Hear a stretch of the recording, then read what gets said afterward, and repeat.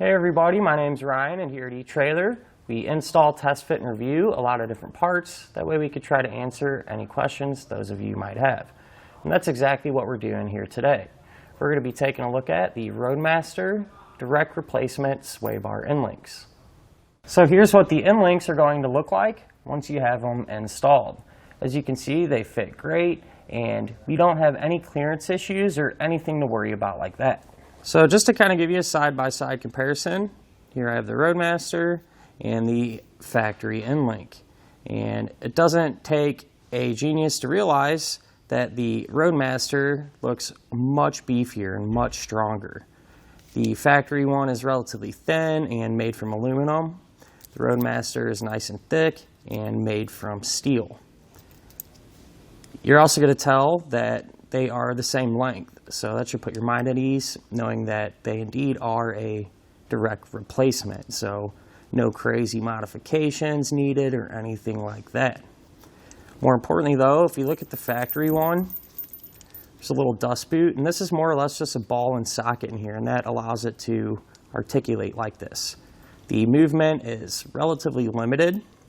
You don't have a ton of movement, and as soon as that starts to wear out, it gets really sloppy and loose, and that's where you can get some noise coming from, and these won't transfer that energy that your sway bar is running through here, and that's going to affect your handling a little bit too. But a lot of times on larger motorhomes, you're not going to notice a huge difference, but you will be able to notice that noise and everything else.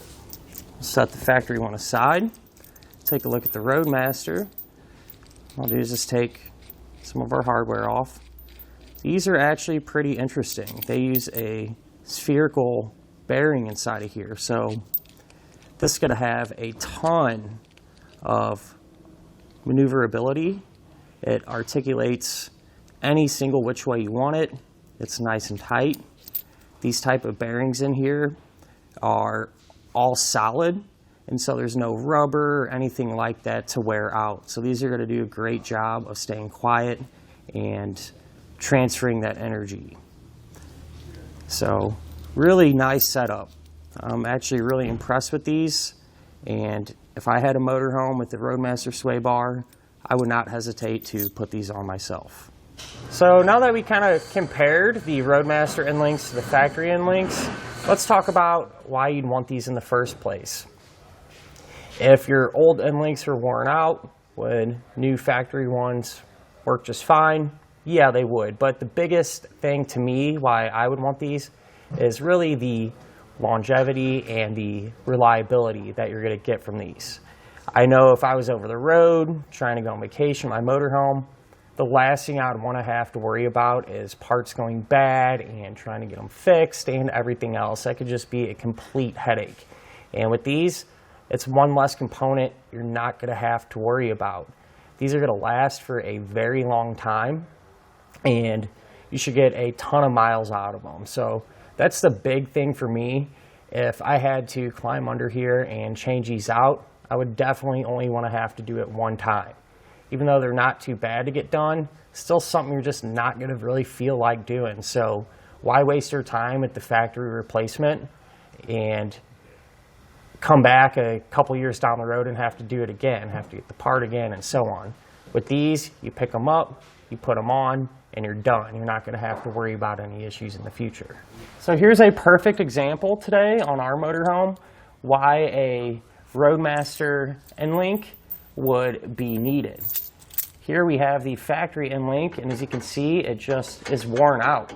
It's loose inside of there, there's a ton of play, and it's clanking around as you're going down the road. And in my opinion, the factory end links probably will wear out a little bit quicker than the beefier Roadmaster ones, and that's because once you put that Roadmaster sway bar on, it's a lot stiffer, and it's going to cause a lot more pressure on these end links, causing them to wear out.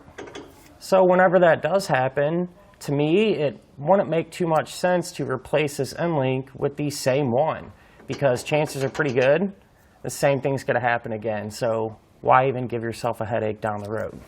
You can eliminate that by using the Roadmaster Direct Connect and links. You can see they are much more beefy and strong and will be a perfect matchup for our Roadmaster Sway Bar. Now there is one thing I would highly recommend doing. If you don't have any Roadmaster suspension upgrades yet, particularly the front sway bar, if you decide to run a front sway bar, which I'm sure you've looked into considering you're checking out the inlinks, if you end up running the sway bar, I would definitely get these in conjunction with it. You kind of get that whole complete package. While you're down here changing out the sway bar, you might as well ditch those factory inlinks and put the Roadmasters on as well. Then you get that complete solid reliability and drivability that you're looking for.